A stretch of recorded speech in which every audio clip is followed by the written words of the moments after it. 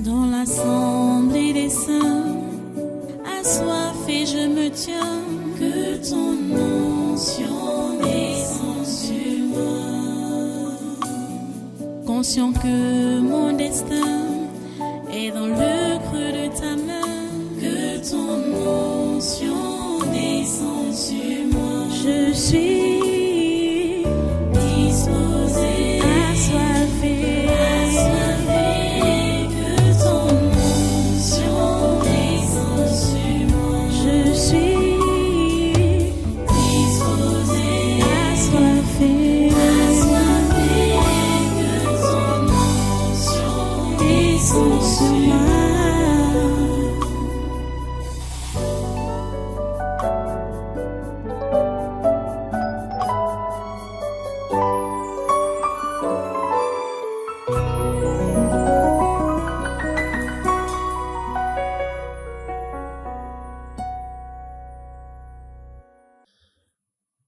Alléluia. Donc voilà, prenez votre Bible, prenez encore dans Genèse chapitre 36 toujours. Nous allons relire le passage d'hier, Genèse 36, versets 40 à 43. On n'a pas encore fini, hein. Voici les noms, je suis là, j'ai commencé, hein, j'ai déjà commencé la lecture. Voici les noms des chefs issus d'Ésaü, selon leur tribu, selon leur territoire, et d'après leur nom. Le chef Timna, le chef Alva, le chef Jétet, le chef Oholibama, le chef Ela, le chef Pinon, le chef Kenaz, le chef Théman, le chef Mitzar, le chef Mardiel, le chef Hiram. Ce sont là les chefs d'Édom, selon leurs habitations dans le pays qu'ils possédaient. C'est là Ésaü, père d'Édom. Prions le Seigneur. Dieu Tout-Puissant, nous bénissons ton nom pour ta parole de ce jour. Nous bénissons ton nom pour ta parole de ces moments que tu nous donnes. Et nous te remercions parce que tu vas permettre que tes enfants puissent saisir l'enseignement que tu as pour chacun et pour l'Église. Oh Dieu, s'il te plaît, donne les oreilles des disciples et surtout, donne des cœurs obéissants, des cœurs soumis à ta parole. Donne des cœurs soumis à ta parole. Donne des cœurs soumis à ta parole.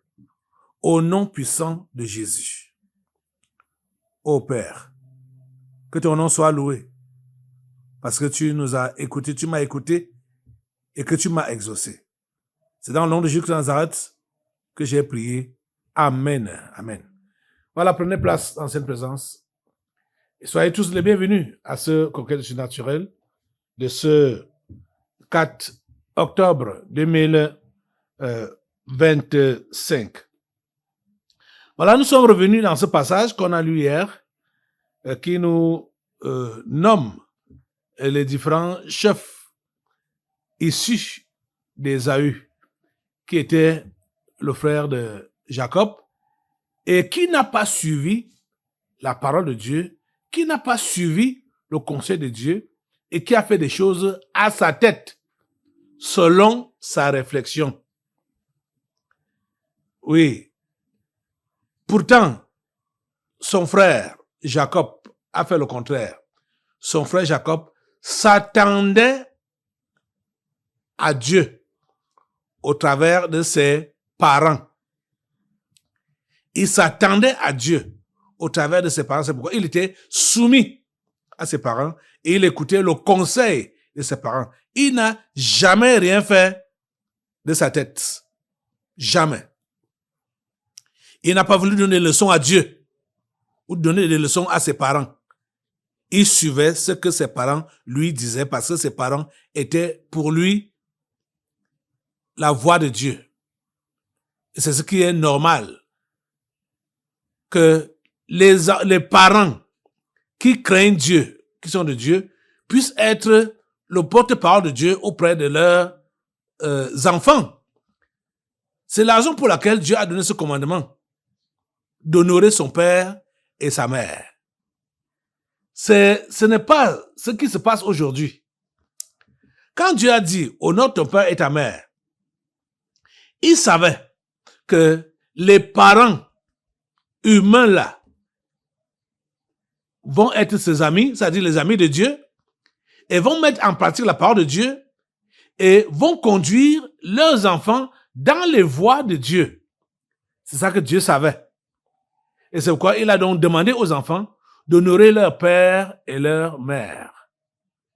Sachant que ces deux personnes-là sont, pour eux, les enfants, les porte-paroles de Dieu.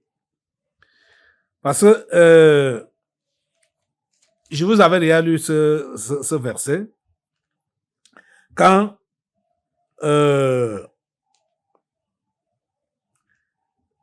allons dans Genèse chapitre 27. Genèse chapitre 27, verset 43.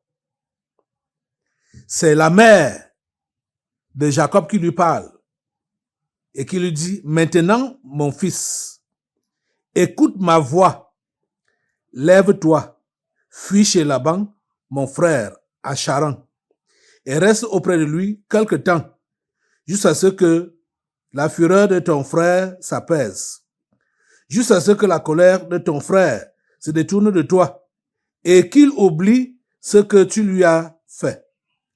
Alors, je te ferai revenir. Alors, je te ferai revenir. Pourquoi serais-je privé de vous deux en un même jour? Rebecca dit à son fils qu'elle va le faire revenir. Et son fils a obéi. Il a obéi. On voit ça dans Genèse chapitre 28, verset 7 qui dit que il vit que Jacob avait obéi à son père et à sa mère. Que Jacob avait obéi à son père et à sa mère. Et qu'il était parti pour Padan Aram. Donc, Ésaü a constaté que son frère était obéissant aux parents. Pourtant, lui, il n'a jamais demandé le conseil des parents et il n'a jamais écouté ce que les parents disaient. Jamais. Les parents qui craignent Dieu sont la voix de Dieu auprès des enfants. Regardez maintenant dans Genèse au chapitre 31. Genèse chapitre 31, verset 3. C'est très pertinent. Qu'est-ce que nous lisons? Genèse chapitre 31, verset 3. On nous dit, alors l'Éternel dit à Jacob, retourne au pays de tes pères et dans ton lieu de naissance, et je serai avec toi. Ah! Vous voyez ça? Oh. Qui avait parlé à Jacob pour commencer? Pour qu'il aille à Padan Aram. C'était sa mère. Et sa mère lui dit que, alors, je te ferai revenir. Mais on voit dans Genèse 31, verset 3, que c'est l'Éternel qui dit à Jacob, retourne là où tu es né. Intéressant. Intéressant. Vous comprenez ça? C'est très pertinent. C'est très pertinent. C'est bon quand les parents craignent Dieu. Leur conseil, c'est le conseil de Dieu. Et les enfants sont appelés à suivre ce conseil-là. C'est ça que Jacob a fait. Et c'est ça qui a fait de Jacob une différence. Pourtant, Ésaü, lui, il faisait tout à sa tête. Il faisait tout à sa tête, Ésaü. Et vous voyez donc que,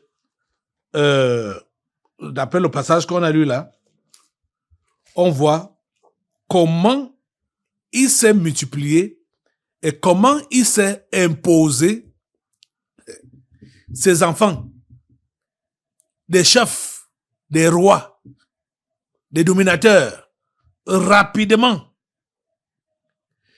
Les amis, Je vais te poser la question de savoir que ce que tu regardes autour de toi là, qui sont des chefs ou qui sont des rois, ce sont les enfants de qui? Ce sont les enfants de qui? Ils ont quel avenir? L'avenir de quelqu'un qui finit ici sur la terre, ce n'est pas un avenir meilleur. Tu devrais visionner l'avenir éternel. Regarde, les enfants d'Ésaü, tous, la majorité, étaient imposants. Ils étaient imposants sur la terre. Et on les admirait. On les appréciait. Mais ils avaient que l'avenir. Et vous savez, quelles étaient même leurs origines? Comme Ésaü était désobéissant, écoute, quand tu es désobéissant à Dieu, tu es désobéissant à Dieu, ne pense pas que ta progéniture peut être bénie.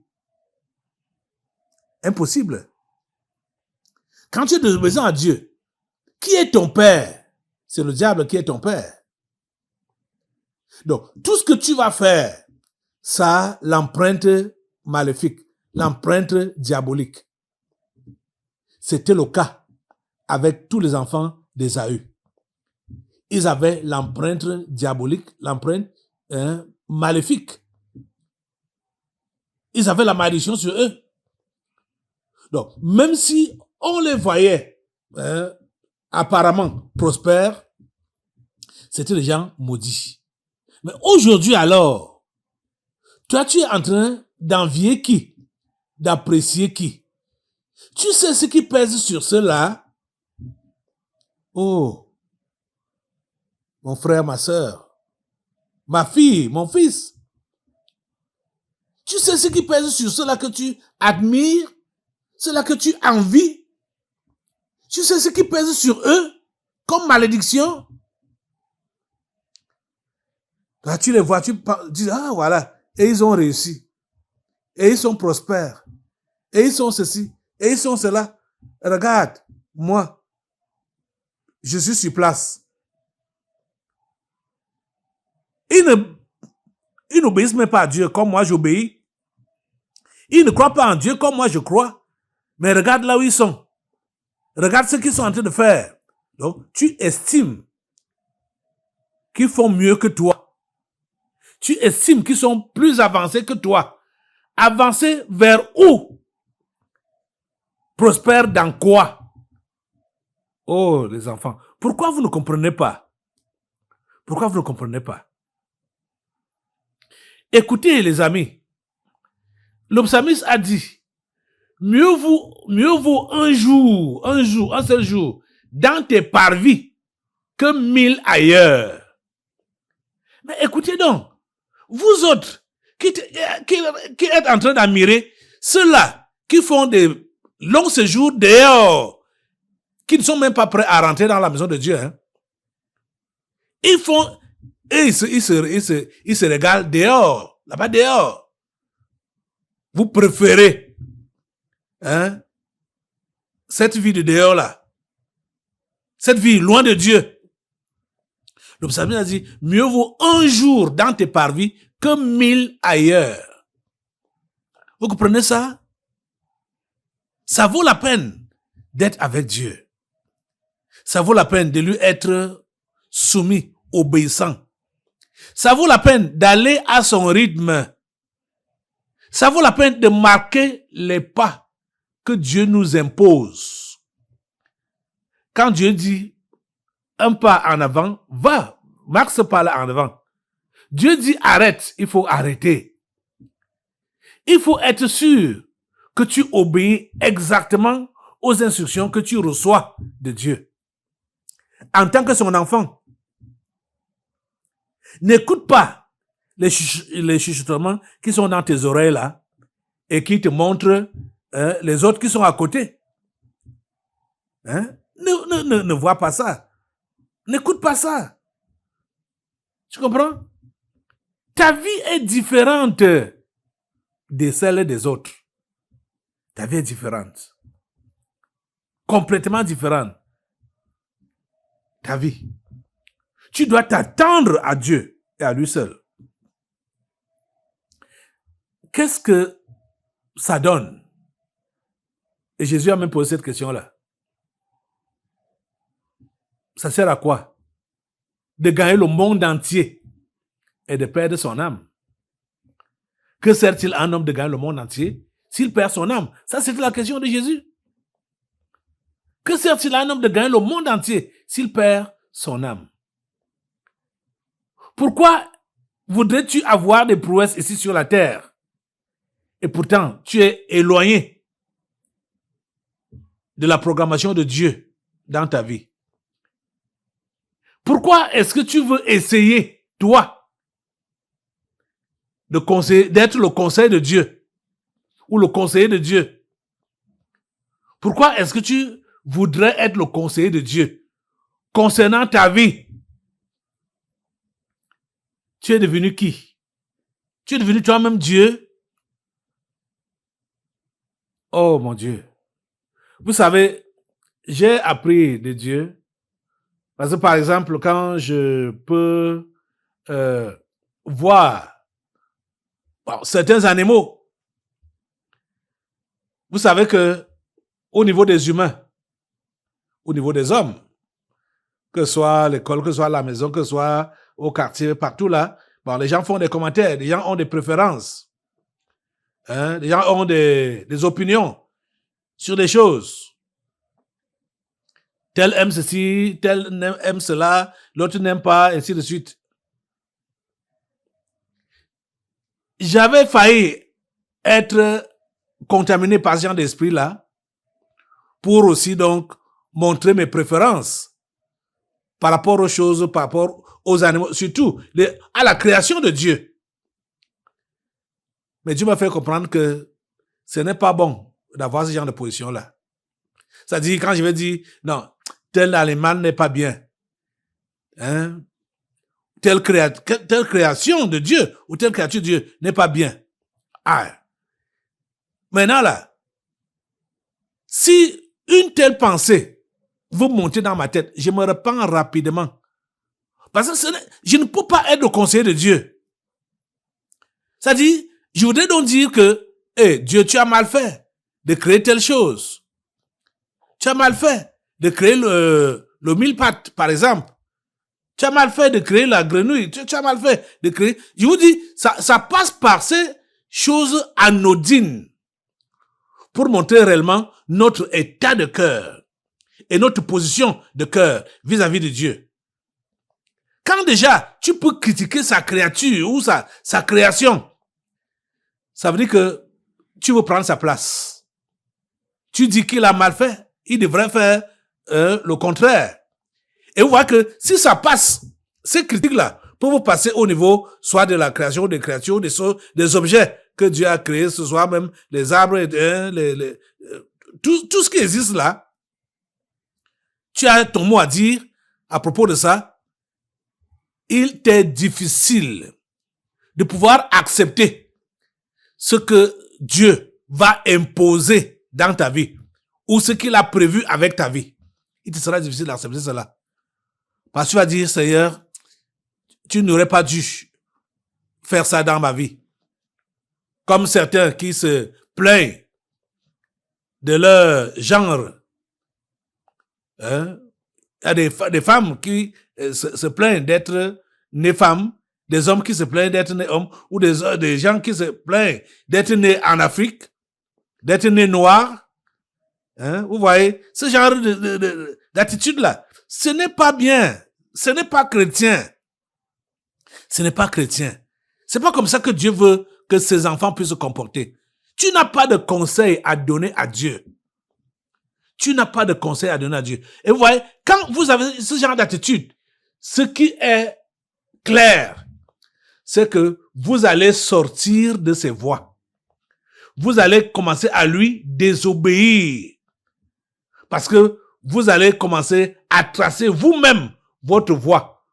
Pour dire, Dieu, je ne sais pas ce que tu as, la voie que tu as tracée pour moi. Moi-même, je vois que c'est mieux que j'aille vers cette direction ou vers telle autre direction. Vous comprenez ça? Vous ne comprenez pas que, en tant qu'enfant de Dieu, nous sommes ses esclaves. Un esclave a quel droit sur sa vie? Un esclave a quel droit sur sa vie? S'il vous plaît, lisez la parole de Dieu. Hein. Lisez les évangiles, lisez les épîtres.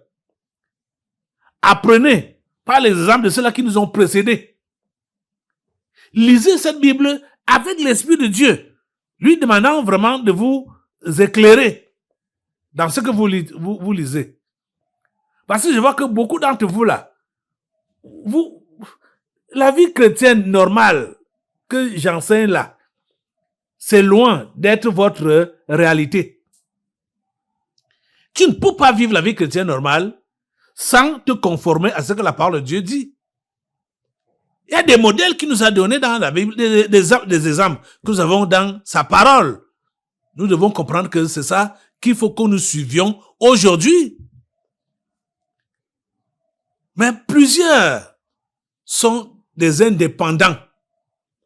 Ils sont indépendants. Ils sont libres. Ils veulent décider par eux-mêmes. Ils deviennent des conseillers de Dieu.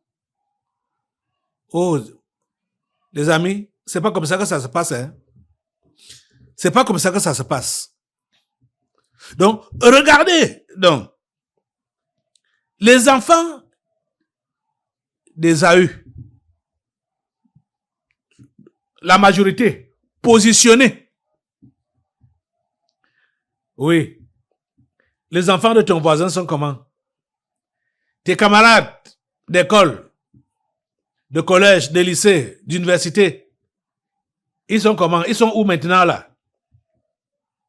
Ils sont positionnés. Et tu les envies? Est-ce que tu les envies? Et si tu les envies, tu es en train de souiller la maison de Dieu. Tu es vraiment en train de souiller la maison de Dieu. Je sais que tes démons familiers vont toujours te les montrer. Que voilà tel, voilà tel, voilà tel, voilà tel. Et te voici. Tu ressembles à quoi? Tu ressembles à quoi par rapport à tel? Tu ressembles à quoi par rapport à tel? Regardez que Jacob n'avait même pas encore beaucoup d'enfants. Quand Ésaü a eu des mariages, déjà avec beaucoup de femmes, il était c'était forcé qu'il puisse avoir beaucoup d'enfants. Et comme ces femmes étaient encore des païennes, des pratiquantes, les enfants sont nés et ont aussi pris des cas. Oh les amis, vous ne comprenez pas. Ceux qui ne sont pas de Dieu sont plus nombreux que ceux qui sont de Dieu. Et ceux qui ne sont pas de Dieu ont rapidement plus d'influence que ceux qui sont de Dieu. Pourquoi vous ne voulez pas comprendre ça? Pourquoi voulez-vous vous limiter? Vous voulez vous limiter à ce que vos yeux physiques-là regardent et voient. Pourquoi cette limitation? Pourquoi ne comprenez-vous pas que quand vous êtes de Dieu, vous devez fonctionner ou rouler au rythme de Dieu, au rythme qu'il a imposé dans votre vie? Pourquoi ne voulez-vous pas comprendre ça? Que le Seigneur vous aide. Que le Seigneur vous aide. Depuis Genèse 6, on a compris que les anges déchus sont venus marier les enfants des hommes. Je veux dire, les filles des hommes. Ils sont venus marier les filles des hommes. Et ils ont fait des enfants avec eux. Vous pensez que ça a changé aujourd'hui? Ça n'a pas changé aujourd'hui. Aujourd'hui, on dit que le monde a des milliards d'êtres humains sur la terre. les milliards. Dans tous ces milliards, je ne sais pas si c'est 7 milliards ou 8 milliards maintenant, là, je ne sais pas combien de milliards le monde peut compter aujourd'hui. Vous pensez que les humains qui sont faits à l'image de Dieu peuvent même atteindre 1 milliard? Les humains qui sont faits à l'image, ce n'est pas possible. Regardez un peu ce qui se passe dans tous les pays du monde. Ils sont versés dans quoi? Ils sont versés dans quoi? Ils sont versés dans le mal. Et qui est-ce qui entraîne dans le mal? Si ce n'est pas l'agent du diable.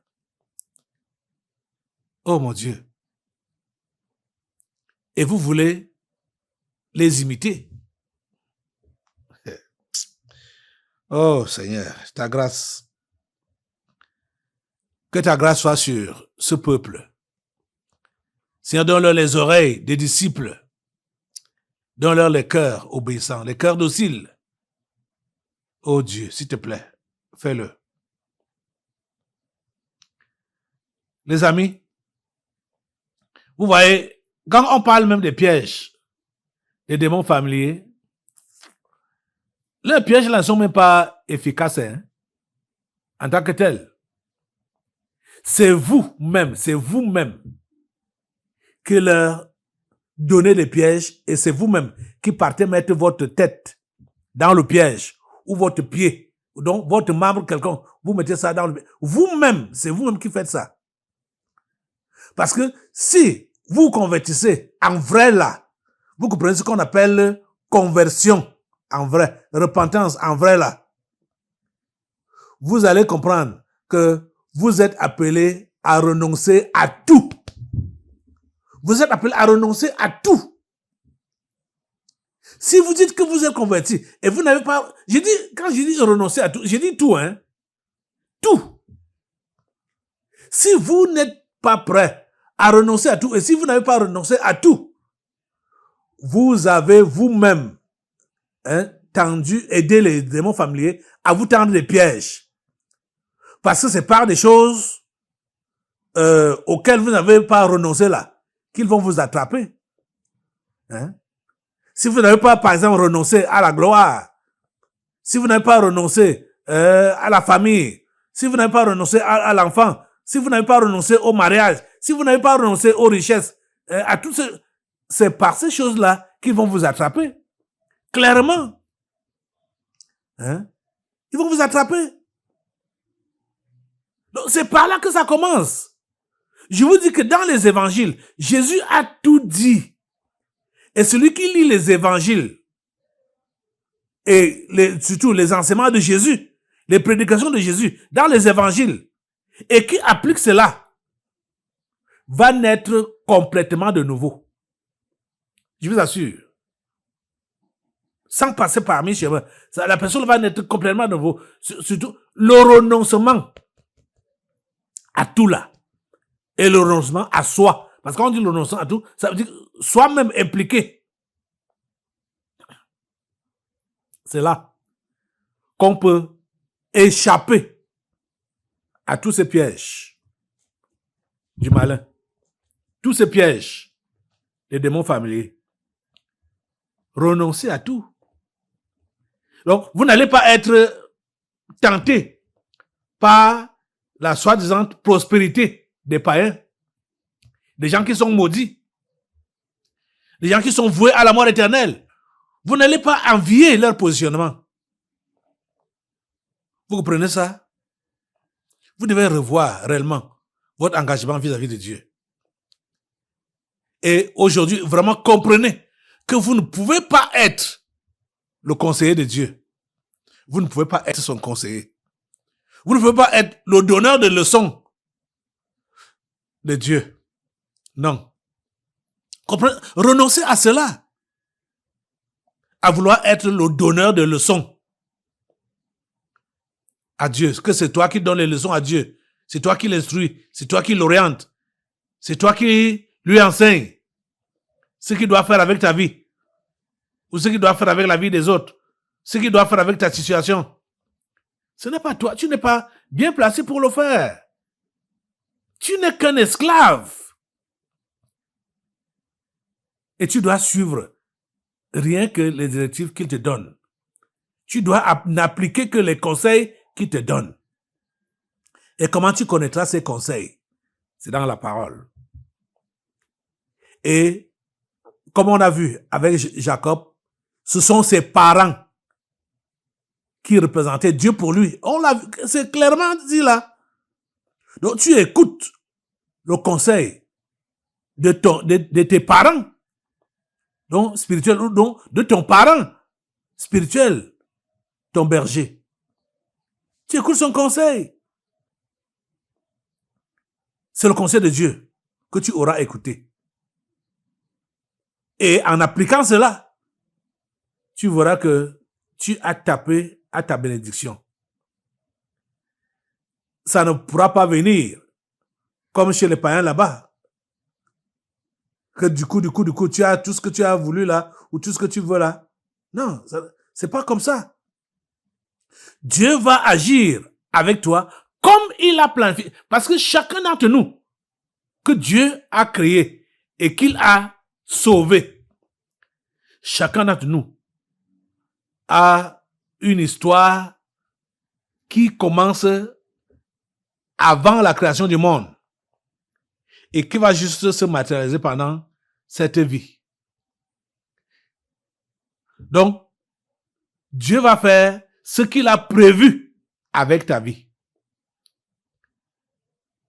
Vous savez que, généralement, ce n'est même pas nos prières qui changent nos situations. Nos prières nous aident à ne pas sortir des voies de Dieu. Parce que Dieu a déjà planifié nos vies. Donc, quand nous prions Dieu, nous restons en communion avec lui. Nous restons en contact avec lui pour ne pas sortir de ses voies et de ses plans. Ce n'est pas nos prières qui tracent notre chemin. Non, ce ne sont pas nos prières. Dieu a déjà tracé notre chemin. Nos prières nous évitent juste de sortir du chemin que Dieu a tracé pour nous. Comprenez cela aujourd'hui. C'est pour cela que nous devons toujours donc prier. Hein? Remarquez, qu'est-ce que Jésus a dit à ses disciples? Priez pour ne pas tomber dans la tentation. C'est exactement ça. Nos prières nous aident à ne pas sortir des voies de Dieu. Ce ne sont pas nos prières qui tracent la voie de Dieu pour nous. Mais c'est comme ça que plusieurs pensent alors que sont les prières qui vont tracer la voie de Dieu pour eux. Et c'est pour cela qu'ils peuvent oser donner des directives à Dieu. Dieu fait telle chose, Dieu fait telle chose dans ma vie, fait telle chose, fait telle chose, fait telle chose. Vous devez même comprendre que la prière que Dieu agrée le plus, c'est celle-là qu'on appelle adoration, louange et adoration. Ces prières-là qui élèvent son nom. Vous comprenez? Parce que les demandes, les requêtes qu'on fait là, on n'est pas sûr qu'on fait ça selon sa volonté. Que Dieu vous bénisse. Amen. Que Dieu vous donne la grâce de comprendre. Amen. Je peux vous parler ici là toute la journée. Ma prière est que ces quelques paroles que vous avez reçues aujourd'hui, vous puissiez les appliquer. Vous puissiez les mettre en pratique dans votre vie. Mettez-vous debout pour la prière. Dieu Tout-Puissant, je vais te recommander ce peuple et te demander la grâce.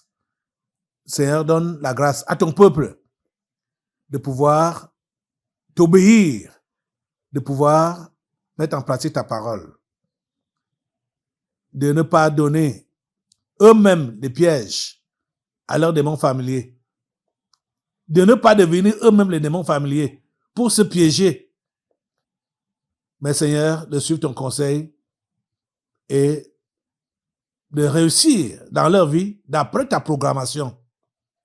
C'est au nom puissant de Jésus-Christ de Nazareth que j'ai prié. Amen. Amen. Asseyez-vous. Nous allons maintenant passer aux délivrances prophétiques. Dans l'assemblée des saints, assoiffé je me tiens, que ton onction descende sur moi. Conscient que mon destin